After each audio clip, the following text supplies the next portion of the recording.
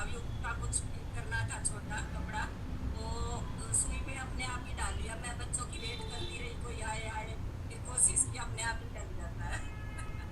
तो हमारी मदर जब होती थी, वो धागा डालना होता था सुई में, तो कहती थी धागा डाल दे फिर सी लूँगी मैं। तो हमें बड़ा अजीब सा लगता था कि ये धागा डालने में ऐसी कौन सी कलाकारी है। तो अब जाके पता लगा कि ये आंखें जो है ना, ये बाद में जाके कॉपरेट नहीं करती हैं। तो अब लिखा हुआ भी नहीं पढ़ सकते, धागा भी सुई में नहीं डाल सकते। और कई बार चश्मा जब नया नया लगता है ना, तो आपको सीढ़ियाँ चढ़ने उतरने में भी गड़बड़ होती है, तो मैच करने में टाइम लगता है आपको। और इसको जो चश्मा आपका बदल के नया आता है, उसको लगा के रखना पड़ता है। मैं तो रात को सोने के टाइम उतारता हूँ, उसके बाद सुबह जब लगा लिया तो उसके बाद पूरा दिन लगा ही रहता है। और एक हमारे इंग्लिश के टीचर थे, लक्खी साहब, लंबे से थे, लक्खी, केडी लक्खी। तो उनसे सवाल किया गया कि आप सबसे पहले सुबह उठते ही क्या काम करते हो। तो कहते हैं जी, हम सबसे पहले सुबह उठ के अपना चश्मा ढूंढते हैं कहाँ रखा था। तो तो, अच्छा।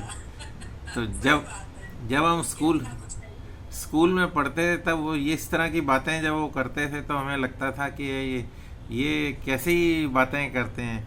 फिर एक एमबीए के अंदर एक क्लास में पढ़ने गए, तो वो बताने लगा जी, किसी के घर पे जाओ, लाइफ साइकिल पढ़ा रहा था कि बच्चे छोटे हैं तो उनके घर में खिलौने मिलेंगे, आपको टेडी बियर्स मिलेंगे, इस तरह। और अगर बहुत बुजुर्ग लोग हैं तो वहाँ पे ना उनकी बेड साइड पे आपको दवाइयों के वो डब्बे मिलेंगे, दवाइयाँ मिलेंगी। तो मैं क्या यार, ये क्या, ये कोई पढ़ने की चीज़ है? ये एमबीए में क्या बेकार की चीज़ें पढ़ाते रहते हैं।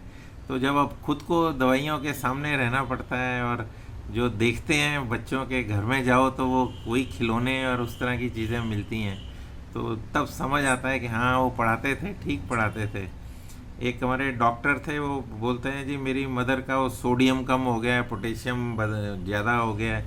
तो वो सोडियम और पोटेशियम दोनों जो है, उनका ना रेशियो रहता है कि अगर सोडियम कम है तो पोटेशियम ज़्यादा होगा। राजेश जी फ़ोन कर रहे हैं।